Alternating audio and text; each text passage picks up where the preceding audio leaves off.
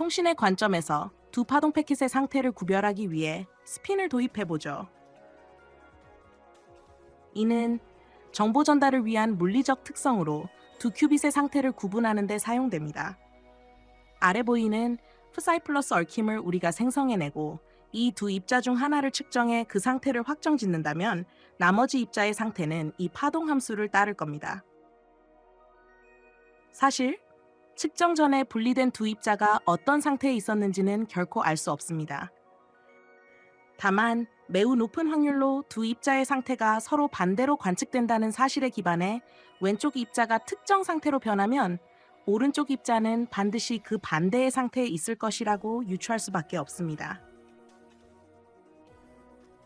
두 입자 사이에 물리적 연결이 없음에도 불구하고 측정 후 두 입자 상태 간 통계적 상관관계가 존재한다는 사실을 확인한 것입니다. 입자를 나타내는 두 원에 0과 1이 겹쳐 있는 것은 측정하기 전까지는 각 입자의 상태를 본질적으로 알 수 없다는 의미의 물음표와 동일합니다. 그렇다면 수식의 어떤 부분일까요? 이것은 괄호 속 두 기저 벡터의 선형 결합을 말하는데 각 기저 벡터는 측정 후 두 입자가 가질 수 있는 상태의 조합입니다. 사실 이 푸사이 플러스는 측정 후 입자가 가져야 할 상태를 구속하는 의미도 있습니다. 다시 말해 푸사이 플러스로 얽힌 입자가 측정 후 가질 수 있는 조합에서 벗어나기 때문입니다. 이건 아래의 푸사이 플러스로 얽힌 두 입자가 관측 후 서로 반대의 상태로 발견되어야 하는데 이런 조합이 아닌 두 입자가 같은 상태로 관측될 수 없다는 걸 의미합니다. 제어된 0과 1을 생성한 다음 이것을 둘 사이에 주고받는 고전적인 통신과는 다르게 이미 형성된 양자 얽힘으로는 발신자가 원하는 이진수 조합을 만들어낼 수 없다는 것이 무통신 원리의 핵심 중 하나입니다. 정보의 생성을 제어해 발신자가 의도하는 숫자 5에 해당하는 이진수 101을 지구에서 만들어낼 수 없다는 겁니다. 왜냐하면 측정에 의해 나올 수 있는 0과 1의 확률이 동일하기 때문이죠. 이 동일 확률이 아래 파동 함수의 개수 루트 2분의 1에 해당합니다. 따라서 숫자 5에 해당하는 이진수 101을 만들어낼 수 없는 것은 자명합니다.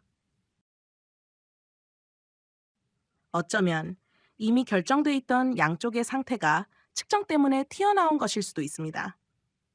두 입자의 상태가 우리가 알지 못하는 숨은 변수에 의해 분리되는 순간에 이미 결정되었다는 가정입니다. 비유하자면 지구에서 불투명한 상자 안에 쇠사슬을 빨간색과 파란색으로 2등분해 자른 뒤 확인하지 않은 상태로 화성에 한 조각을 보내고 지구에 남은 조각을 확인했더니 파란색 사슬이었다고 해보죠. 그렇다면 당연히 화성에 있는 사슬은 이미 빨간색으로 정해져 있는 셈입니다. 이미 결정된 사실은 거리와 상관없이 성립하니까요. 다시 말해, 미리 정해진 두 입자의 상태에 대한 유추는 규모에 상관없이 유지되니까 거리와 상관없는 즉시성이나 심지어 초광속과 연결지어 생각할 수도 있습니다. 공간의 관점에서 볼 때 유추는 물리적 작용이 아니므로 거리에 구애받지 않습니다. 따라서 화성에 위치한 사슬의 색깔을 추론하는 과정이 초광속보다 빠르게 이루어진다고 표현해도 논리적으로는 큰 무리가 없습니다.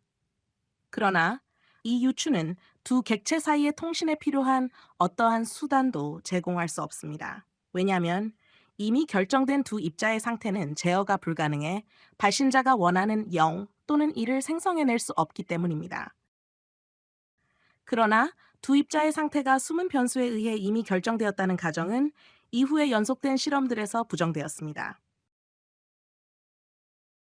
눈치채셨겠지만 지금까지 양자 얽힘을 통신에 사용할 수 없다는 무통신 원리의 일부를 설명했습니다. 이 무통신 정리는 양자 얽힘을 이용해 빛보다 빠른 속도의 정보 전달은 불가능하다는 사실을 엄밀하게 증명한 양자역학의 정리입니다. 무통신 정리의 핵심은 얽힘 자체가 만들어내는 거리에 무관한 상관관계는 먼저 매우 강력하지만 떨어진 두 입자가 서로 양자 얽힘 상태에 있어도 한쪽에서 수행하는 로컬 연산만으로는 상대편에 원하는 정보를 전송하거나 그곳 입자의 상태를 변화시킬 수 없다. 또한 발신자가 보낸 정보나 측정 결과를 상대편과 서로 확인하기 위해서는 결국 빛 이하의 속도를 따르는 고전적 통신이 필요하다. 따라서 양자 얽힘을 통해 초광속 통신을 할 수 있다는 주장은 양자역학의 무통신 정리에 의해 배제되며, 이는 실험적 결과와도 부합합니다. 다음 영상에서 양자 얽힘의 즉시성이 어떤 이유로 통신에 활용될 수 없는지를 이 무통신 정리에 입각해 설명해 보겠습니다.